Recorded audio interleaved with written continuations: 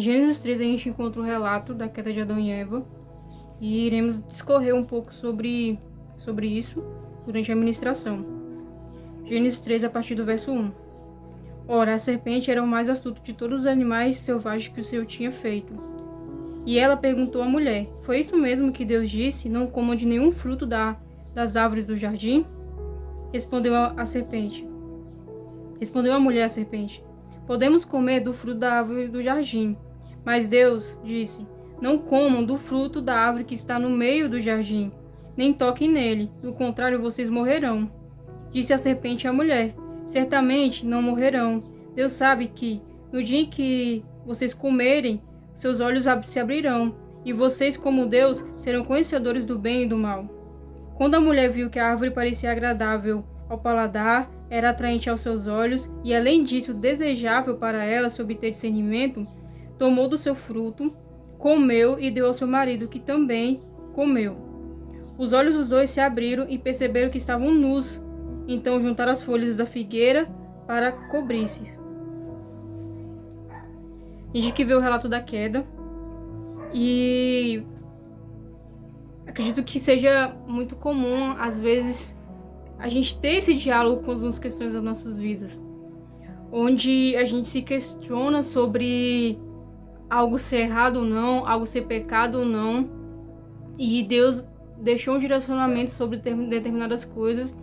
E a gente prefere ouvir os nossos questionamentos do nosso coração corrupto e ouvir aquilo que muitas das vezes Satanás coloca em nossas mentes, ao invés de ouvir aquilo que Deus está falando. Aqui a gente vê que a serpente, ela gerou uma dúvida em Eva. Será se é verdade mesmo isso que Deus está falando? Será que se você comer vai acontecer isso mesmo que Deus está falando que vai acontecer? Não, você não vai morrer se você comer esse fruto, mas você vai ter conhecimento. E na verdade eles morreram, sabe? Eles não morreram fisicamente, mas eles morreram para aquilo que Deus estava construindo com eles no jardim. Eles tinham intimidade com Deus no jardim.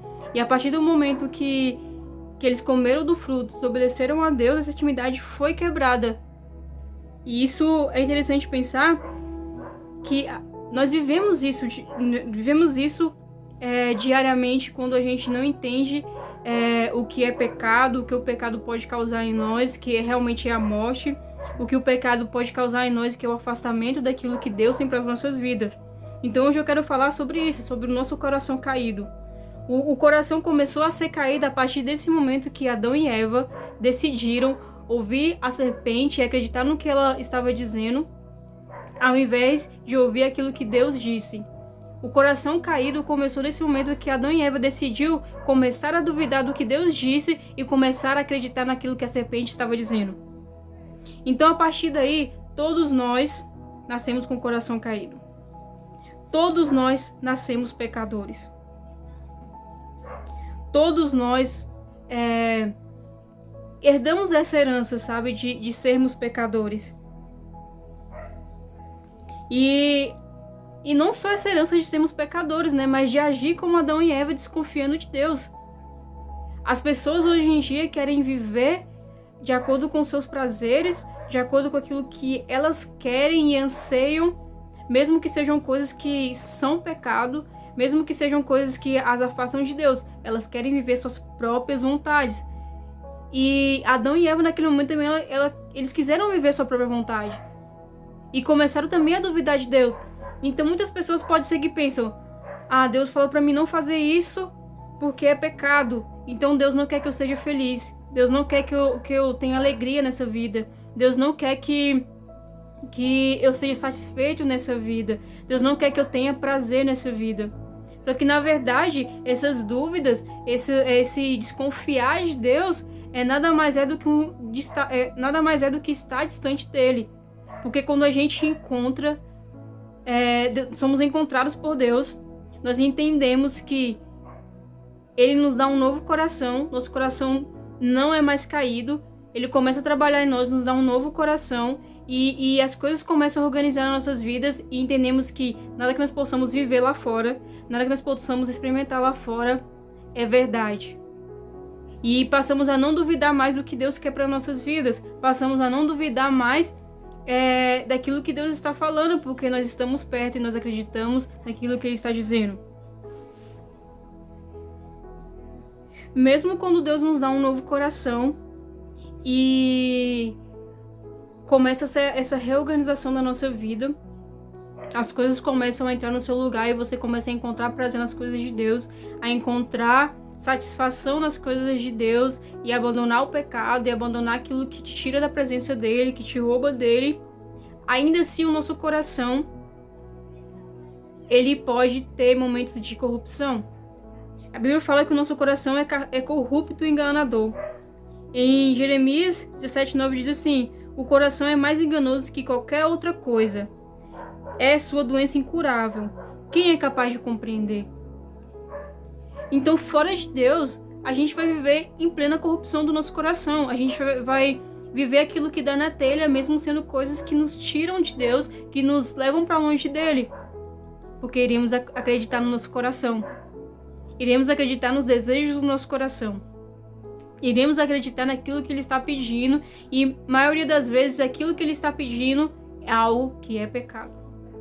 É algo que vai te roubar de Deus, é algo que vai roubar aquilo que Deus tem pra você, que vai te tirar daquilo que Ele quer que você viva, que vai te roubar do lugar onde você deveria estar nele. A Bíblia também fala que de tudo que a gente deve guardar o coração, porque dele depende a nossa vida. Dele depende a nossa vida. Então, se a gente vive uma vida onde nosso coração é caído, idólatra, porque tudo aquilo que você ama mais do que a Deus, tudo aquilo que você coloca no lugar de Deus, um lugar que era para ser de Deus, seja pessoas, sejam coisas, seja o dinheiro, seja o pecado, é uma idolatria do seu coração caído. Tudo isso tá te levando para longe de Deus e a sua vida tá indo junto, porque o pecado gera a morte. A Bíblia fala que o salário do pecado é a morte. Então aqui é bem claro quando se fala em Provérbios pra gente guardar o nosso coração, porque dele depende a nossa vida. E o melhor lugar pra gente guardar o nosso coração é em Deus, porque ele vai tratar o nosso coração da forma que é necessária. Porque ele vai organizar as coisas dentro do nosso coração. Então eu queria que você, nessa palavra, pensasse como que você tem agido. Será se você tem agido como Adão e Eva e tem se questionado em várias questões e duvidado daquilo que Deus tem falado através da palavra dele? Duvidado do que Deus tem falado para você viver com ele, achando que Deus está te escondendo alguma coisa, achando que Deus está te privando de algo, sendo que na verdade ele está te guardando para evitar que você morra. Para evitar que você morra longe dele. E eu não estou falando apenas de uma morte física, mas uma morte espiritual, onde você não vive mais. Onde você vive para os seus desejos, vive para as suas próprias vontades, coisas que te afundam e te levam para longe de Deus, e ali você vai morrendo.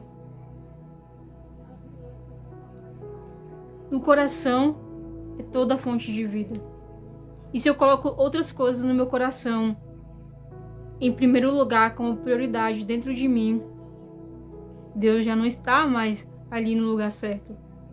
Então eu me torno idólatra de outras coisas. O meu coração começa a cair para outras coisas. E Deus perde o lugar dentro de mim que deveria ser somente dele. Que deveria ser dele, sabe? E é dele por direito. E às vezes a gente fica tirando Deus do lugar dele dentro de nós. Qual é o nome da idolatria que o seu coração tem feito? Quem tem tido o lugar de Deus dentro do seu coração? Sabe? O que a queda tem produzido em você? Porque a partir de Adão e Eva, todos nasceram caídos e todos nasceram pecadores. Mas, a partir de Jesus, é possível não se permanecer mais caído e no pecado. Então, qual é a nossa escolha? Viver caído, com o coração caído como Adão e Eva, uma vida desobediente, desacreditando naquilo que Deus tem falado, ou viver uma vida em pé, sendo tratado em Deus, porque Jesus pagou um preço pelas nossas vidas.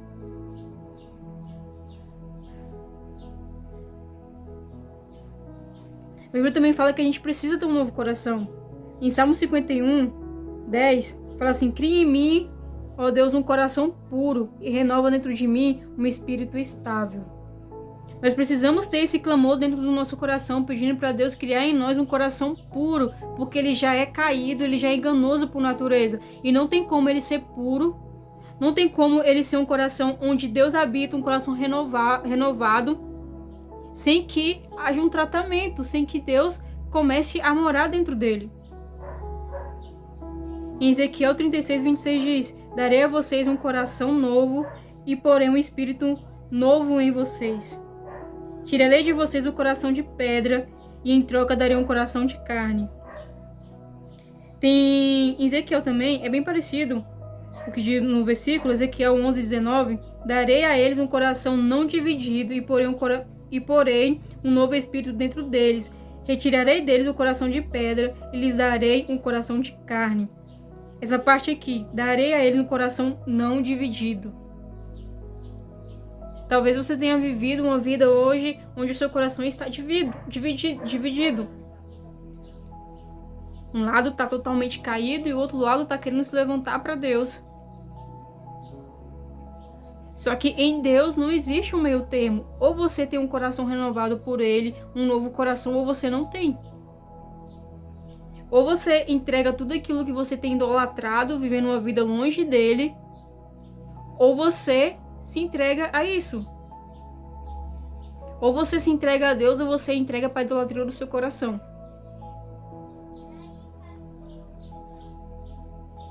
O que você tem procurado? Você tem procurado ser renovado por Ele e ter um novo coração e tem pedido um novo coração para Ele?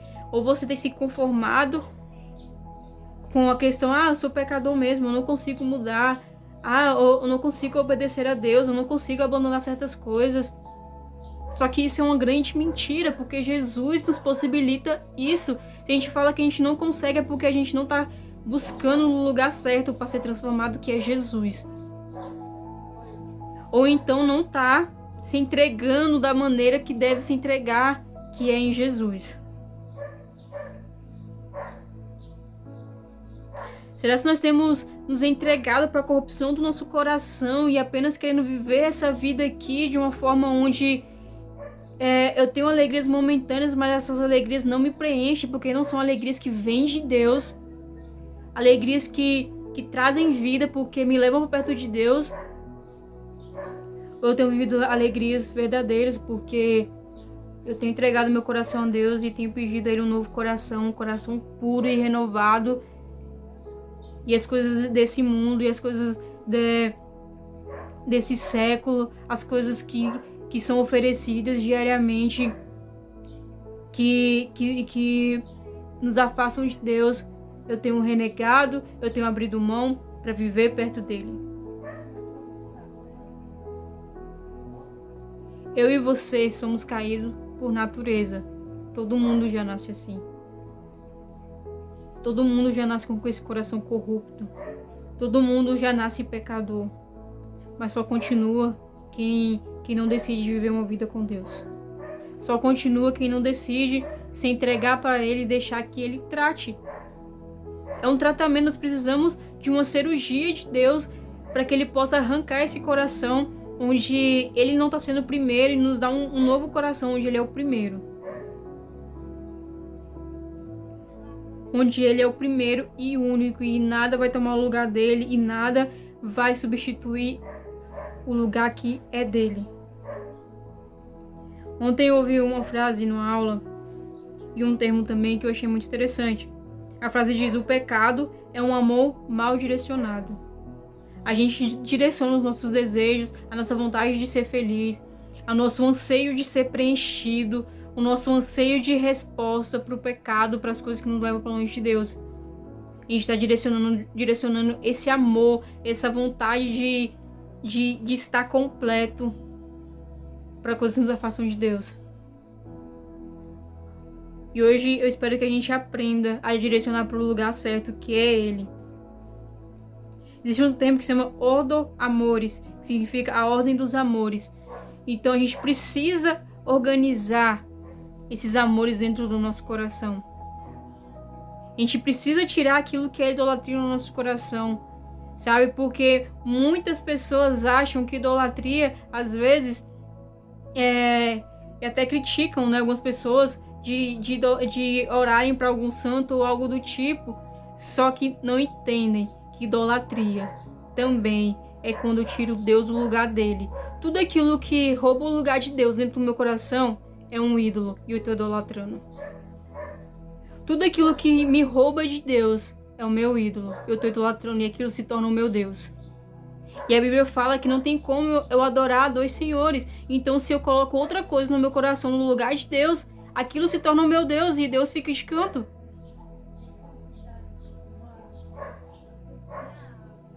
Deus nos deu um coração para que Ele possa preencher. Então, que a gente venha deixar que Deus preencha o nosso coração e deixar que Deus trate o nosso coração e nos dê um novo coração. De um coração caído para um coração novo nele. De um coração onde só habitava idolatria longe de Deus, idolatrias que nos roubavam de Deus, ídolos que nos faziam pecar. E agora nos dá um novo coração, onde Ele é adorado, onde Ele é exaltado, onde Ele é o nosso Senhor e Ele é a nossa prioridade. Sabe? E nada mais é quando a gente pensa em si mesmo apenas. Nada mais é do que quando a gente pensa apenas nas nossas vontades e ser feliz longe de Deus e fazer e acontecer longe de Deus. É uma idolatria a si mesmo. E isso também é um ídolo. Sabe? Não seja amante dos seus próprios desejos, das suas próprias vontades. Não seja amante do pecado. Não seja amante desse mundo, porque a Bíblia fala que quando nós amamos a esse mundo, nós somos inimigos de Deus. Então não viva como uma pessoa inimigo de Deus, mas seja amiga, sabe, de Deus, porque você vive a vontade dele e vive o querer dele. Que você possa entender que Jesus ele já pagou um preço para que a gente não viva caído, para que a gente não viva entregue ao pecado. É óbvio que pecar é inevitável, mas viver entregue ao pecado é totalmente diferente. Totalmente diferente. Então não seja uma pessoa que vive realmente caído, com seu coração idólatra, realmente um coração caído, usando a queda como desculpa, usando o pecado inicial em Adão e Eva como desculpa, achando que só porque todo mundo nasceu em pecado deve viver em pecado. Não. Em Jesus há santificação, em Jesus há mudança de vida, em Jesus há transformação, em Jesus há um novo coração, um coração que não é mais dividido, mas um coração que é só dele.